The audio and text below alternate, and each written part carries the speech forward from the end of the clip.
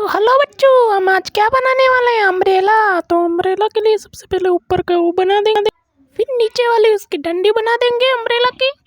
तो काफ़ी इजी है बनाना दोस्तों। फिर उसके अंदर डिज़ाइन बना देंगे अम्ब्रेला का। तो काफ़ी अच्छा लग रहा है बच्चों। तो इस प्रकार से इसका डिज़ाइन भी बना देना है अंदर अम्ब्रेला में। तो उसके बाद कलरिंग करेंगे बच्चों।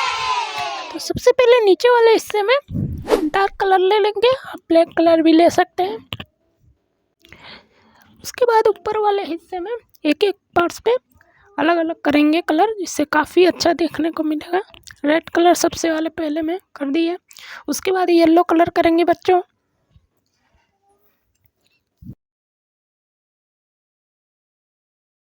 येलो कलर करेंगे, पहले ऑरेंज था बच्चों, सॉरी।